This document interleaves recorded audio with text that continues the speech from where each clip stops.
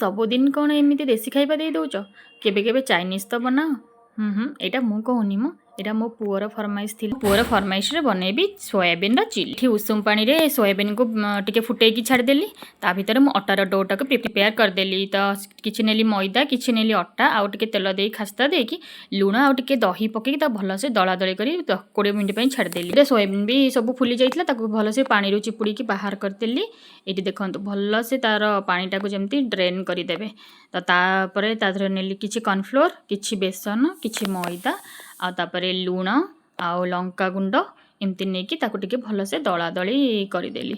ମାନେ ଆପଣମାନେ ଚାହିଁଲେ ଏଠି ଟିକେ ଅଦା ରସୁଣ ପେଷ୍ଟ ବି ନେଇପାରିବେ, ଯେଉଁଟାକି ବେଟର୍ ଟେଷ୍ଟ ଦେବ। ଯେହେତୁ ସକାଳ ଟାଇମ୍ ଟିକେ ମୋର ଲେଟ୍ ହେଇଯାଉଥିଲା, ତ ମୁଁ ପେଷ୍ଟଟା ଟିକେ ସ୍କିପ୍ କରିଦେଇଛି। ତ ଟିକେ ମୁଁ ଜଷ୍ଟ ଲୁଣ ନେଲି, ଲଙ୍କା ପାଉଡ଼ର ଏସବୁ ଦେଇ ଭଲସେ ଦଳାଦଳି କରିଦେଲି। ତାପରେ ପକୋଡ଼ା ଛାଣିବି ବୋଲି ଛଣା ପାଇଁକା ରେଡ଼ି କଲି। ଏଇଠି ଚିଲି ପାଇଁ ବି କିଛି କଟାକଟି କରିଦେଇଛି, ଯେମିତିକି କଟା ରସୁଣ, ଅଦା ଆଉ ପିଆଜ, ଟମାଟୋ ଏସବୁ କାଟିକି ଆଉ ଗୁଣ୍ଡ ମସଲା ସବୁ ବାହାର କରି ରଖିଦେଇଛି। ପ୍ରଥମେ ମୁଁ କଟା ଅଦା ଆଉ ରସୁଣକୁ ଟିକେ ନ ନେଲି, ତାପରେ କଟା ପିଆଜ ଦେଲି, ତାପରେ ଦେଲି ଟମାଟୋ କଟା, ତାପରେ ଦେଲି କ୍ୟାପ୍ସିକମ୍ କଟା, ତାପରେ ଗୋଲମରିଚ ଗୁଣ୍ଡ, ଲଙ୍କା ପାଉଡ଼ର, ଲୁଣ ଆଉ କସ୍ତୁରୀ ମେଥି ପତ୍ର ଟିକେ ଦେଲି। ତାକୁ ଟିକେ ଭଲସେ କଷାକଷି କଲି, ଯେମିତି ଟିକେ ନରମ ହେଇଗଲା। ତା ଦେହରେ ଦେଲି ଟମାଟୋ ସସ୍ ଆଉ ସୋୟା ସସ୍, ଯେଉଁଟାକି ମୋଷ୍ଟ ଇମ୍ପୋର୍ଟାଣ୍ଟ। ଗୋଲମରିଚ ଗୁଣ୍ଡ ଆଉ ସୋୟା ସସ୍ଟା ହେଲା ମୋଷ୍ଟ ଇମ୍ପୋର୍ଟାଣ୍ଟ। ତା ଦେହରେ ଟିକେ ମ୍ୟାଗି ମସଲା ବି ଦେଲି, ଆପଣମାନେ ଚାହିଁଲେ ସ୍କିପ୍ କରିପାରିବେ।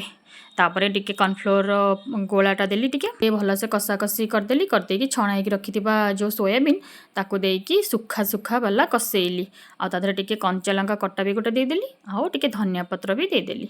ଦେଇକି ତାକୁ ଭଲସେ ସୁଖା ଟିକେ କଷା ଟାଇପ୍ର ଟିକେ କଲି। ତାପରେ ଏ ଦେଖନ୍ତୁ ମୋର ସୁଖା କଷାଟା ରେଡ଼ି। ଯେହେତୁ ମୁଁ ଷ୍ଟପିଂ କରିବି ରୋଲ୍ରେ, ତ ସେଥିପାଇଁ ସୁଖା ଏମିତି କଲି। ତାପରେ ଯେଉଁ ଅଟାଟାକୁ ଦଳି ରଖିଦେଇଥିଲି 20-25 ମିନିଟ୍ ହେଇଯାଇଥିଲା, ସେଇଟା ଟିକେ ସଫ୍ଟ ହେଇଯାଇଥିଲା। ତାକୁ ନରମ ବାଲା ପରଟା ବେଲି ଦେଲି। ଦେଖନ୍ତୁ ସିମ୍ପଲ୍ ପରଟା, ଆପଣ ଚାହିଁଲେ ଲଛା ପରଟା ବି ବନେଇ ପାରିବେ ଏଇ ସେମ୍ ଡୋରେ। ତ ଏଇଠି ଦେଖନ୍ତୁ ମୁଁ ସବୁତକ ପରଟାଟାକୁ ସବୁତକ ନରମ ସେକିଦେଲି। ତାପରେ ରୋଲ୍ ପାଇଁ ଦେଖନ୍ତୁ ରୋଲ୍ର ଷ୍ଟପିଂ ରେଡ଼ି କଲି। ରୋଲ୍ରେ ଦେଇଦେଲି ଟିକେ ନାକୁ ଟମାଟୋ ସସ୍, ତାପରେ ଯେଉଁଟା କଷେଇକି ରଖିଥିଲି ଯେଉଁ ଆମର ଚିଲିଟା ସେଟାକୁ ଦେଇଦେଲି। ତାପରେ ଟିକେ କଞ୍ଚା ପିଆଜ ଟିକେ ଦେଇଦେଲି। ଆପଣ ଚାହିଁଲେ ଏଠି କାକୁଡ଼ି ବି ଦେଇପାରିବେ। ଦେଖନ୍ତୁ ମୋ ରୋଲ୍ ରେଡ଼ି।